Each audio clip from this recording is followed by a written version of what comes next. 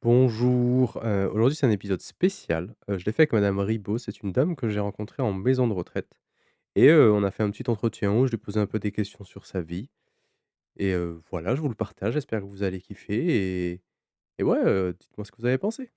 Première question, c'est est-ce que vous pouvez me dire quel est votre premier souvenir, le souvenir le plus lointain que vous avez? De ma vie, Oui. le premier souvenir de ma vie, oh, c'est un souvenir de, comment dirais-je? De, de bonheur familial parce que voilà, j'appartenais à une famille, qui était heureuse et voilà. Vous êtes né où? Au Maroc? Au Maroc. Je suis née au Maroc, mais avec un père, qui est français, oui, d'origine espagnole aussi, hein, et une mère qui était née en Algérie. Voilà. Alors tout ça, ça fait un mélange et puis on a fait, des enfants comme ça. Et du coup, votre père, il est, né au Maroc ou il est né en France, puis après il est parti au Maroc? Comment ça se passe? Non, mon père, il est né en Espagne et puis il devait être curé. Parce qu'en Espagne, il y a une grande famille avec beaucoup d'enfants et on les mettait chez les curés pour, en faire des curés de façon à leur donner une situation. Il est devenu curé? C Non, non, et quand il a commencé à sentir que, il n'était pas pour être curé, et ben, quelque part dans son corps, il a senti que quelque chose, ne marchait pas et il s'est sauvé et il a pris un bateau espagnol et il est parti en Algérie et c'est comme ça qu'il s'est retrouvé en Algérie et qu'il a épousé ma mère qui a été, voilà. Et après ils sont allés, vivre au Maroc? Et alors, oh, pas tout de suite, ils ont fait quelques années au Maroc, en Algérie. Ils ont eu des enfants et puis après, il a fait sa vie au Maroc.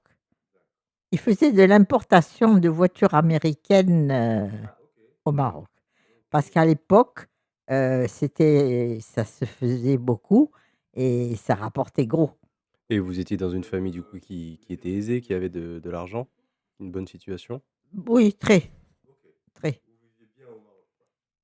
Ben, c'est-à-dire que les Européens qui étaient au Maroc étaient tous des gens qui vivaient bien, qui avaient des belles situations. Ils étaient venus là pour se faire une situation.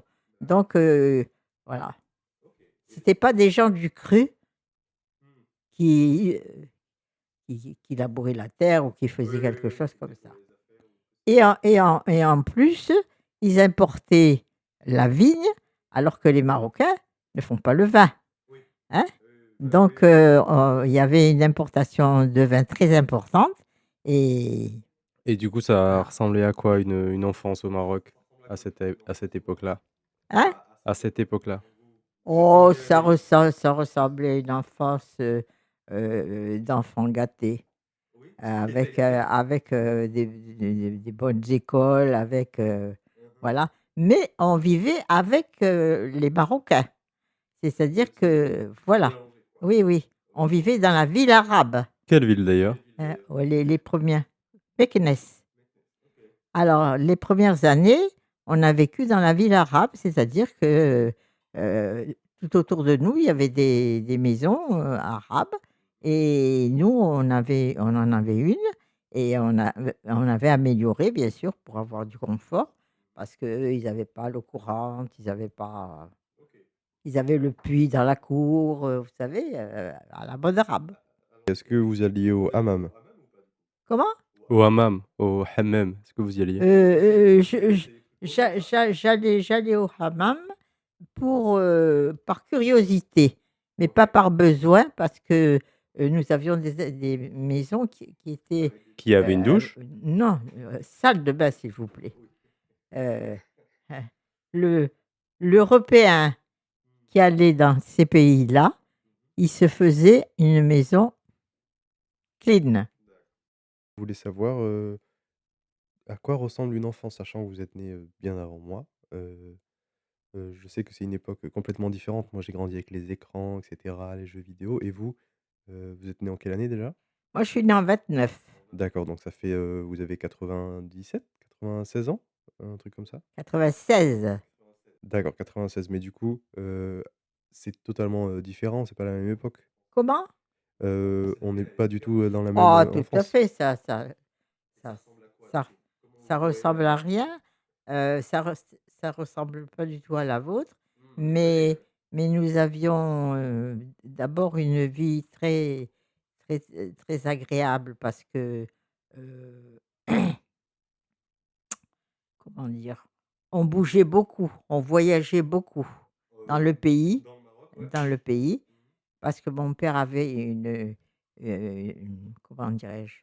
Un boulot qui avec les voitures, avec, des trucs comme ça et et il fournissait le sultan, hein, qui dirigeait le Maroc et il lui comment dirais-je? Il lui il faisait avoir des belles voitures américaines et des machins, donc il y avait tout un trafic de de trucs qui faisait qu'on avait beaucoup de mouvement, quoi. Vous aviez des opportunités, on vous a invité, par-ci par-là. Tout à fait et puis, des écoles privées de comment dirais-je? De prêtres et de bonnes sœurs. Et vous êtes allé à cette école-là? Oui.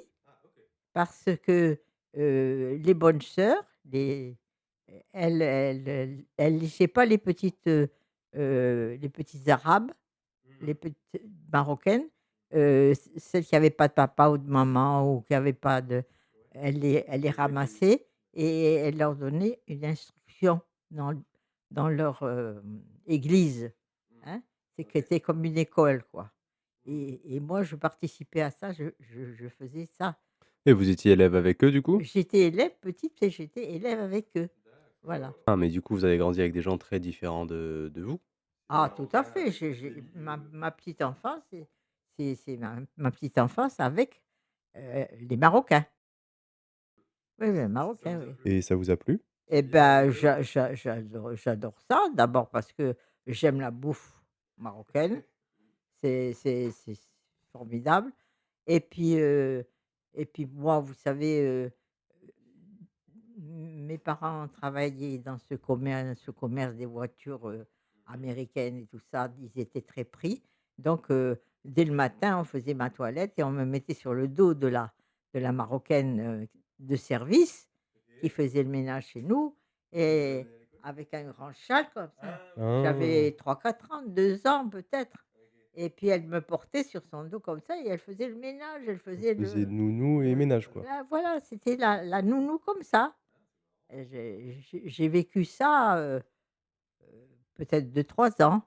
Et après vous êtes allé à l'école, du coup? Après il y avait, des classes qui se créaient et j'allais à l'école avec les autres et puis il s'est, comment dirais-je? Il est venu d'autres, comment? D'autres Européens, des Italiens, des machins comme ça qui venaient faire des travaux au Maroc, hein. Alors l'un il installait des machins électriques, l'autre il faisait autre chose pour les Marocains et tout ça, ça a amené, des gens d'ailleurs. Et vous côtoyez ces gens, du coup? Ah oui, on avait un noyau, mais on comment dirais-je? On faisait pas on on vivait pas avec eux, mais on mangeait avec eux, vous voyez? Voilà, voilà. Au fil du temps, vous m'avez dit que c'était, que vous avez été professeur. Comment ça s'est passé, la formation? Quand j'ai commencé à faire mes études, bon après je suis allée au lycée bien sûr, j'ai passé mes examens et puis, je suis rentrée dans une école pour être institutrice. Et c'est quelque chose que vous avez eu envie de faire de vous-même? Non, non, mais il y a 3 ou 4 écoles, il y a à l'époque, il y avait 3 ou 4 écoles pour former des instituteurs et des institutrices arabes et français. Et alors, je m'étais inscrite là-dedans et j'ai appris à faire, l'école aux enfants et comme c'était il y avait une, comment dirais-je? Une ambiance un peu particulière parce que chez les Arabes de l'époque, mais même maintenant encore un petit peu, le très vieux papé, même s'il a 75 ans, il voit la petite gamine qui a 11 ou 12 ans et avant qu'elle ait ses règles, qu'elle risque d'avoir comment dirais-je? D'avoir un bébé ou voilà, heu, il met la main dessus de façon à ce qu'il la retire de l'école, vous voyez? Ah, OK. Il la met à part. Non, c'est pas son enfant, c'est l'enfant de son voisin ou de ça. Il se il se il c'est comment dirais-je? Ils ont une façon de voir les choses pour prendre une femme, hein, qui est pas du tout la nôtre. Heu, En ce sens qu'il va, un vieux de 75 ans, il va prendre une petite, gamine de 12 ans. Pour se marier, vous voulez dire? Ah oui, pour se marier, pas il va pas se marier tout de suite, mais en tout cas, il va coucher avec et lui faire des gosses et ouais, c'est la mentalité, Un peu c'est à la l'ancienne, mentalité et la femme, elle a le droit de se la fermer et nous qui avions la mentalité de occidentale. oui, de je dis pas française, pas que française parce que les Italiens aussi et machin, heu dans notre, école, on nous avait appris à faire ça, à les aider à ces petites à se faire des papiers, à pouvoir, comment dirais-je? Aller dans un commissariat pour dire, Pour pouvoir écrire déclarer un peu. et alors qu'on leur faisait pas ça là-bas. Voilà, une espèce de voilà, de façon de faire pour les aider, quoi. Et ça vous a plu? Combien de temps ça a duré cette période-là? Et bah, ça m'a plu jusqu'au jour où il est passé un un régiment qui venait de Tunisie, où il y avait un gars comme moi, moi j'avais 17 ans et lui il avait 18 ans et c'était mon mari. Ça a été mon mari. Voilà, il venait passer son bac au Maroc, à Meknès et moi je passais mon bac aussi et c'est comme ça que je l'ai rencontré et qu'on s'est aimés jusqu'au bout. Il y a longtemps, ça fait 10 ans que je vous connais, c'est peut-être il y a 6 ans, quelque chose comme ça, je vous ai demandé: «Est-ce que vous avez un regret dans votre vie?» Et vous m'avez dit: «Non, j'ai pas de regret. Le seul regret que j'ai, ce serait mon mari qui est parti». J'ai trouvé ça, très, très mignon. Parce que c'était lui aussi, il était le fils d'un colonel qui formait des régiments en France, dans les écoles militaires. Il formait des régiments et il allait aider les pays de Tunisie, d'Algérie et du Maroc pour faire, et pour comment dirais-je? Pour faire un régiment, faire un pays qui Qui puisse se qui défendre. tienne la route, voilà.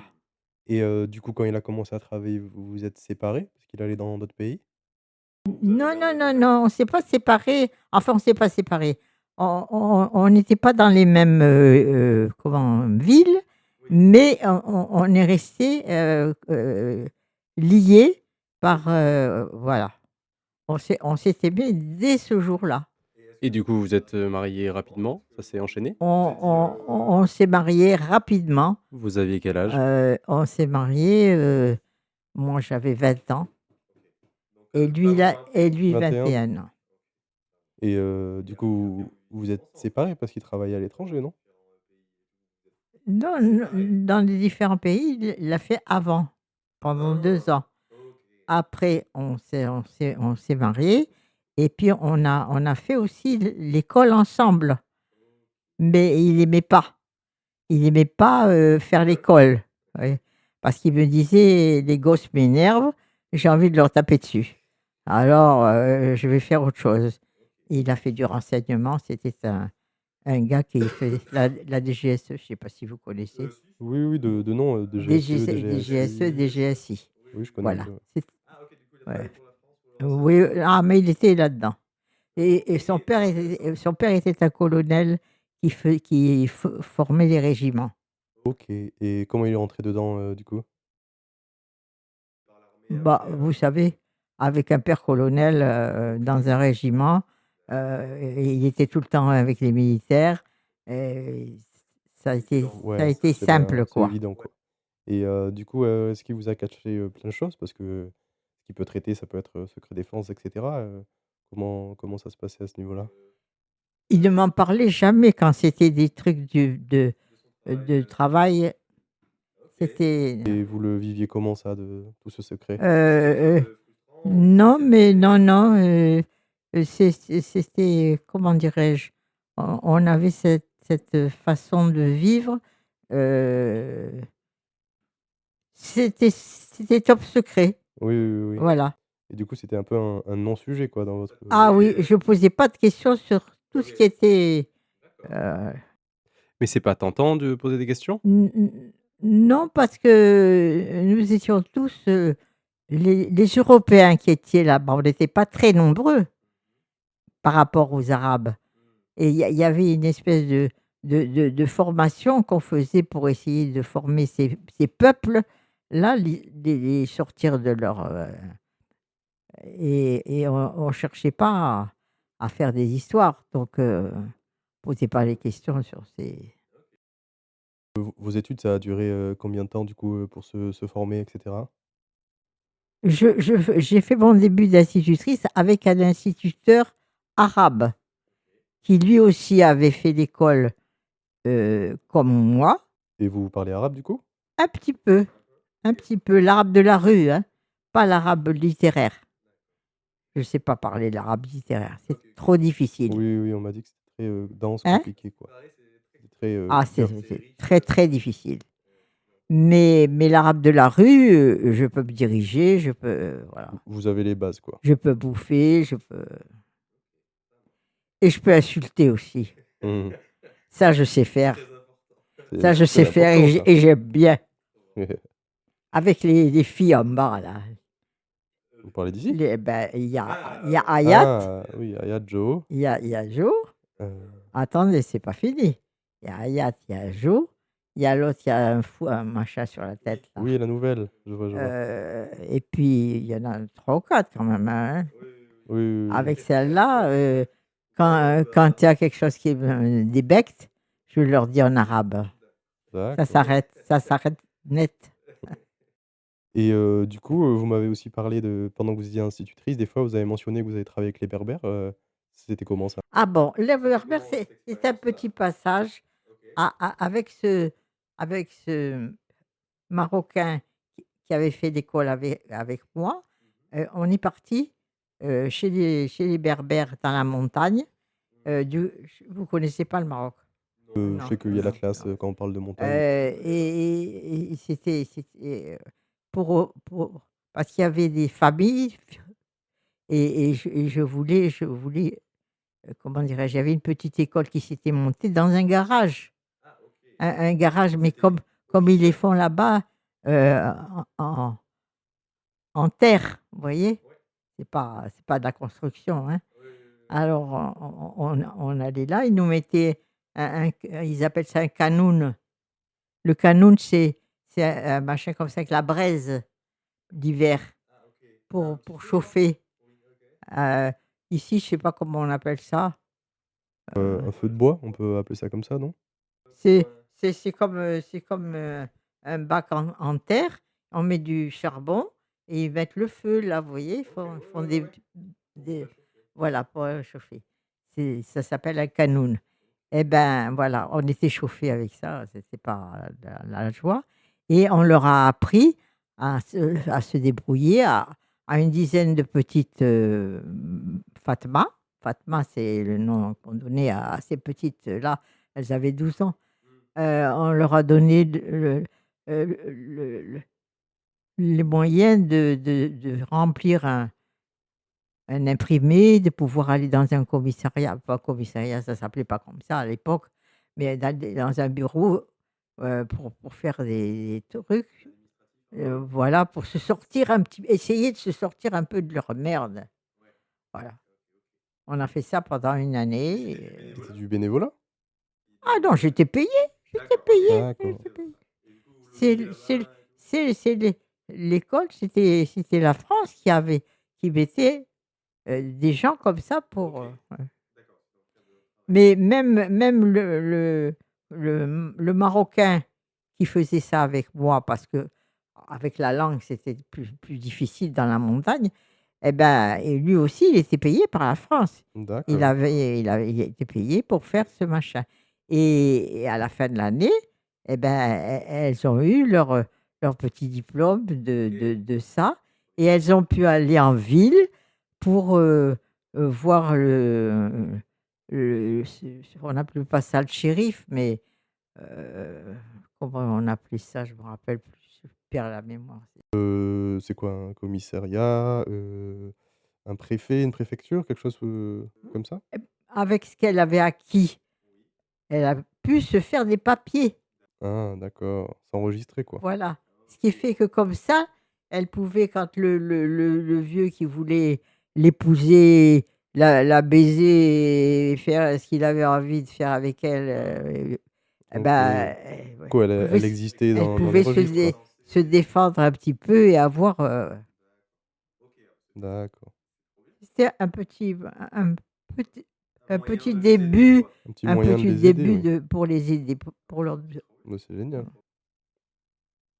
Et c'était comment de vivre là-bas du coup, ah chez les oui, Berbères? ah, Ah, il y avait pas de salle de bain là? il en est pas il était pas question. On avait le hammam. Mmh. Alors, il y avait une vieille baraque où ils avaient mis des bacs et les femmes, elles mettaient de l'eau chaude et on allait se laver comme ça, c'était C'était rustique quoi. oui, mmh. Et vous avez aimé cette période du coup? Oh bah, vous savez, j'étais jeune alors, On s'adapte. on s'adapte et puis bon, c'était pour faire ce départ de machin. Après quand j'ai vu que les gamines là, elles étaient heureuses, elles avaient leur petit machin, elles étaient parties en ville, elles avaient Ah, heu, c'est trop mignon. le sac oh non, bien avant, mais ça fait rien, c'était un début. Déjà on leur donnait la comment dirais-je? On leur donnait le droit d'exister. Ah oui, oui, oui, c'est trop important. Voilà. Et du coup, vous avez vécu combien de temps, au Maroc?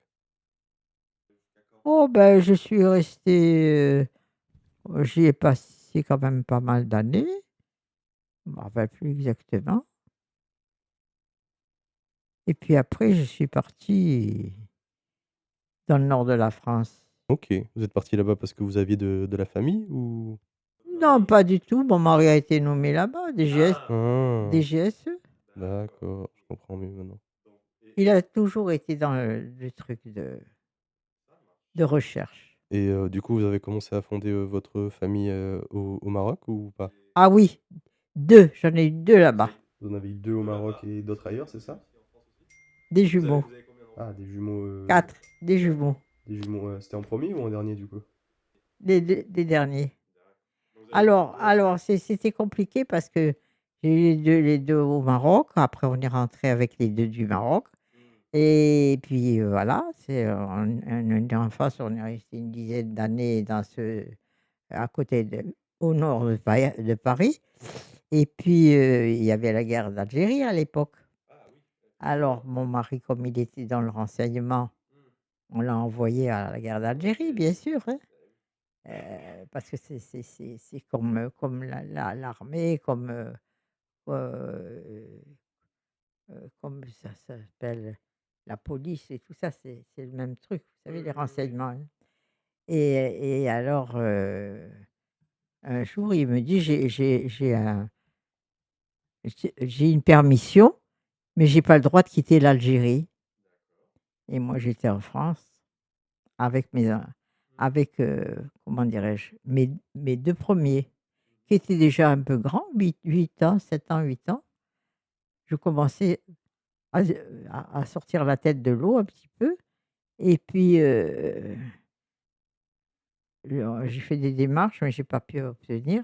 Donc, il me dit: «Beh, tu prends l'avion et tu viens». J'ai pris l'avion, je suis allée le rejoindre. Et vous êtes resté combien de temps, là-bas en Algérie? Je suis restée 2 jours et il m'a fait des jumeaux. D'accord. Ah ouais, c'est Vous comprenez bien qu'on était séparés déjà de presque plus d'un an, hein. bah oui, On avait 25 ans. logique des choses. Que demande le peuple? Ah voilà. Alors, quand j'ai repris mon avion donc, quelques jours après, je suis arrivée pour récupérer mes autres enfants chez ma mère. J'ai dit à ma mère: «Maman, je suis enceinte». Elle me dit: «Mais tu es folle, tu es complètement folle. Tu pars 48 heures voir ton mari Tu et tu reviens le soir. reviens enceinte. Mais non, mais c'est pas possible». Elle me faisait une crise de nerfs. Et ben, c'était ça, c'était le cas. Du coup, quand lui était en Algérie, ça veut dire que vous, vous éduquiez vos enfants seuls, en France? Ah ouais, j'ai eu mes enfants toute seule en France et j'ai eu des emmerdes à n'en plus finir. Ils étaient avant terme, avant terme. Alors, vous savez déjà un enfant avant terme, c'est pas facile, mais alors 2, je vous dis pas. On les nourrissait avec une petite, comment ça s'appelle? Là, qu'on met les gouttes dans les yeux, hein? Alors, on allait chez une dame, qui allaitait, qui avait des seins comme ça, et elle voulait bien me donner un petit peu de lait comme ça. Tous les jours, elle me portait parce qu'ils mangeaient presque pas, c'était vraiment je m'étais fait tellement de mauvais sang, mais j'avais pas de mari et j'avais la trouille parce que tous les jours, il avait ses copains qui tombaient là-bas, hein. Il y avait des Arabes qui mouraient, mais lui, il y avait des Français et des Européens, parce qu'il y avait des Italiens, il y avait de tout, hein, qui mouraient aussi. Heu, Vous aviez des entourages, de la famille? non, non, non, non, non, non, non, j'étais seule, j'avais voilà. Ça devait être, hyper dur du coup pour éduquer vos enfants? Et ben, oui, mais enfin, je travaillais en préfecture, j'avais été recasée en préfecture parce que mon truc d'institutrice ne marchait pas là-bas et j'avais pas de place pour moi là-bas. Donc, mon diplôme, je m'en suis pas servi. Je m'en suis pas servi dans le nord de la France. Donc, voilà. J'ai une autre question. J'aimerais savoir c'est quoi la période de vie que vous avez préférée? Je sais, que souvent on met, en avant, la jeunesse, l'enfance et cetera, mais est-ce que vous avez une période, particulière que vous avez préférée et si oui, pour quelle raison? Oh, c'est la période où j'ai connu mon mari. C'est la période du coup où vous aviez, genre 19-20 ans? 20 ans, 18 ans, quand on rentrait au lycée, voilà. Et il passait le bac. À l'époque, il y avait, le bac de 2 ans, hein. On passait le bac, lui En continu du coup? non, on passait le bac de français et l'année d'après, on passait le vrai bac. Et ben, lui, il passait le vrai bac et moi, j'étais en bac de français. On s'est connus il arrivait, lui, parce que son père venait il venait d'un pays arabe aussi. Il avait formé un régiment et tout ça. Tout ça, c'était, heu, police, armée, voilà, c'était Oui, c'est le corps de ce l'armée. milieu comme ça, voilà, ce milieu. Et pourquoi c'était votre période préférée? Qu'est-ce qui vous a plu là-dedans? Parce que quand on aime un homme, et quand un couple s'aime vraiment, et ben, c'est sûr que les premières années, c'est, Ok. Et c'est quoi que vous aimez tant chez votre mari? Qu'est-ce qu'il a de spécial? les qualités Qu'est-ce qui le rend si spécial pour vous? peut-être le fait qu'il faisait un boulot qui était un peu particulier, mais heu, où il fallait se taire, où il fallait se voilà. Mais comme c'était quelque chose que vous parlez pas avec lui, c'est quelque part ça n'existait pas. Alors comment ça peut vous plaire Ben non, c'est pas ça qui compte le plus, mais à partir du moment où vous avez du respect pour, la personne qui est avec vous, voilà. C'est une famille, de militaires avec, des règles, des Et vous trouviez ça très valorisant d'avoir une famille dans le corps de l'armée? Est-ce que c'était quelque chose de prestigieux, de classe quelque chose, ça vous a rapporté quelque chose? mais il était pas, militaire en tenue, hein, c'était pas Non, mais dans le sens c'était littéral. non, j'attachais du prix à l'homme qui savait fermer sa gueule, prendre des renseignements, faire un bon travail et essayer de sortir, des trucs, qui valaient la peine, quoi. Oui, c'est aussi de travailler pour son pays, défendre son pays. Mais c'est ça, faire quelque chose d'utile. Ah oui, oui, oui, là on est dans l'utile, hein, on est vraiment dans l'utile.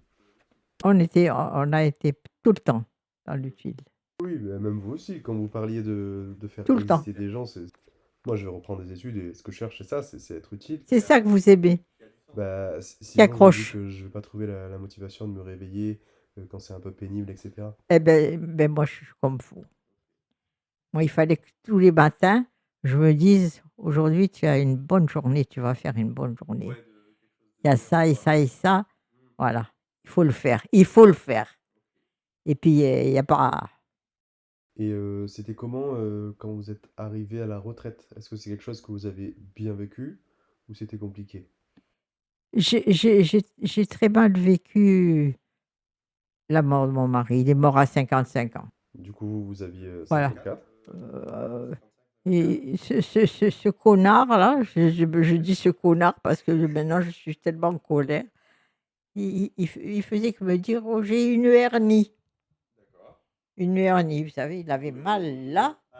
Alors: «Oh, j'ai une hernie». J'ai dit: Écoute, une hernie, ça se soigne, hein.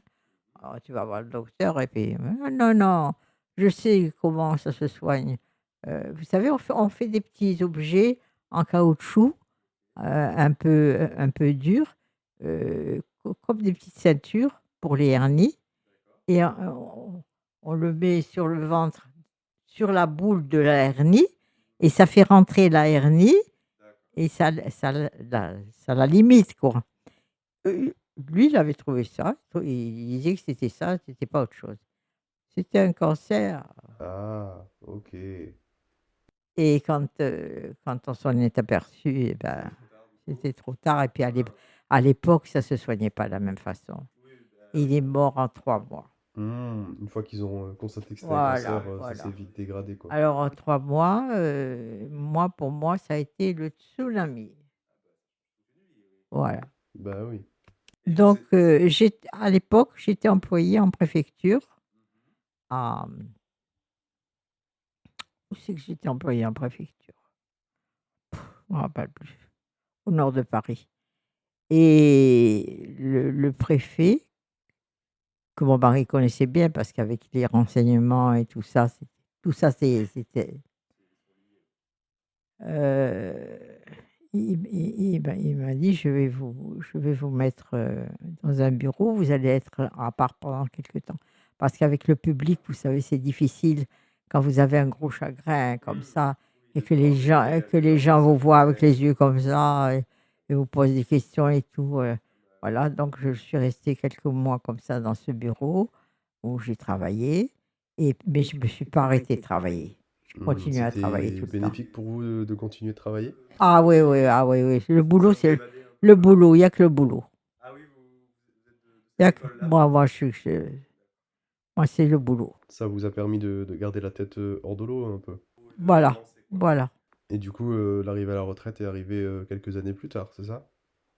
Alors après quand je me suis remis un petit peu, heu, comme, j'avais les enfants étaient tous mariés, ils avaient eu des enfants, donc il y avait des petits-enfants un peu partout et je me suis, comment dirais-je?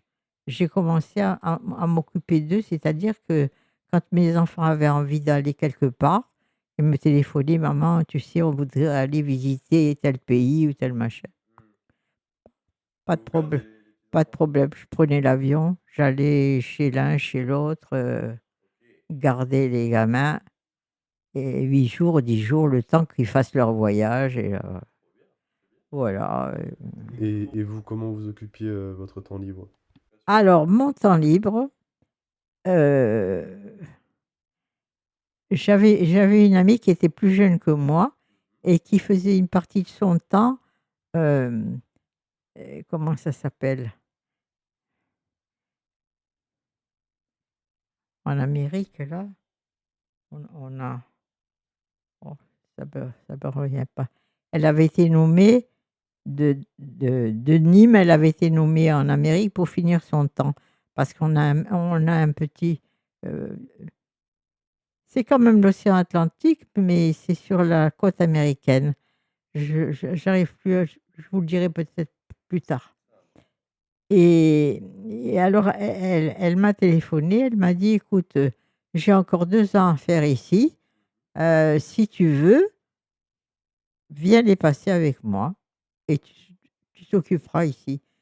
Et ben c'est ce que j'ai fait. Je suis partie chez elle et alors elle travaillait donc, la préfecture c'était français. Donc elle travaillait en préfecture là et moi j'étais avec elle, j'ai profité de ce pays, Aux États-Unis, c'est ça? la Guadeloupe. Ah, la Guadeloupe dans les Caraïbes. Voilà, Et vous avez passé 2 ans? voilà, Ah, trop bien. j'ai adoré, Moi, j'ai passé une dizaine de jours là-bas et moi aussi, j'ai j'ai adoré. adoré. C'est magnifique et le rythme de vie, il est différent. C'est autre chose. C'est une belle invention. Ouais. Et quand vous étiez là-bas, comment vous occupiez votre temps libre? C'était quoi vos passe-temps?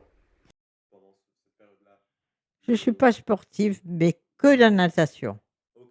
Parce que la natation, au Maroc, mon père, c'était un gros nageur et lui, ses enfants, dès qu'ils dès qu'ils ils pouvaient aller, hop, à la baille.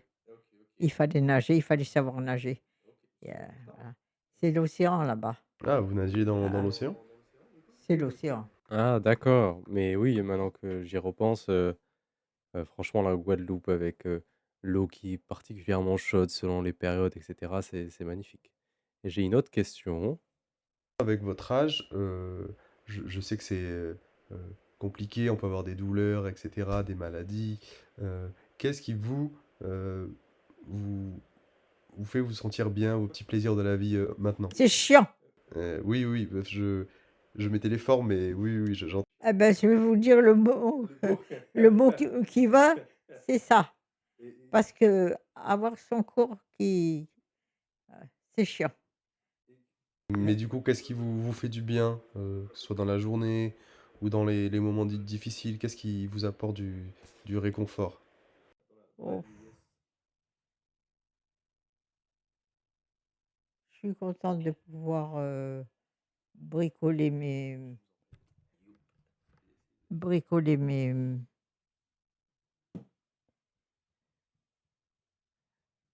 ce que je fais là avec, la laine. L'année dernière, tout le monde a eu son Les fêtes, vous parlez? c'est l'année dernière, l'autre année, Ah, l'année d'avant. toutes toutes les filles qui ont travaillé ont eu leurs chaussons et cette année, j'ai recommencé. Alors je trouve que, c'est c'est utile, mais en même temps, ça leur fait plaisir, quoi, voilà. Alors ça me plaît, voilà. La seule chose que je trouve, c'est que, j'ai baissé en beaucoup de points, donc je peux plus lire ce que je lisais et je peux plus faire ce que je faisais.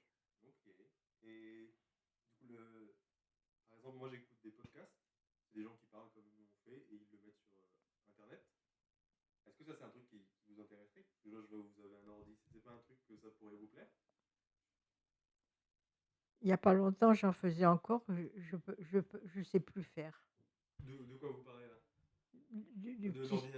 Du petit appareil que j'ai là, je sais plus l'utiliser. J'ai perdu le rythme, voilà. Alors, de temps en temps, il y a un mot qu'il faut que je retrouve pour le remettre en route, le mot de passe. Et bah, la plupart du temps, je l'oublie et même quand je le marque, enfin, c'est fini, quoi. Je sens que c'est le bout du bout. C'est le bout du bout. Et enfin, dernière question, imaginez que vous rencontrez une personne, disons une jeune personne, une vingtaine d'années. Est-ce que vous auriez un conseil plutôt général sur la vie, qui pourrait lui permettre d'avancer, de se sentir bien, etc. Qu'est-ce que vous pouvez lui conseiller? Moi, vous savez, je suis très, très boulot, boulot. Alors, il faut une part de boulot. Il faut savoir se se distraire aussi, mais un boulot sérieux. Un boulot sérieux, c'est-à-dire que, quelque chose qui est un rapport avec, la vie que vous menez, voilà. Votre vie, votre façon de vivre. Oui, je parlais plus ces jours-ci. Ouais, vous m'avez débridé. Ah oui, oui, c'est très bien Pour passé. les courageux qui ont tenu jusque la fin, je tiens à m'excuser pour, tous les problèmes techniques. C'est la première fois que j'ai enregistré, c'était pas chez moi et tout, donc j'ai grave galéré. J'ai fait comme j'ai pu. En soi, ce qui est important, c'est la voix de madame Ribot et elle a été enregistrée.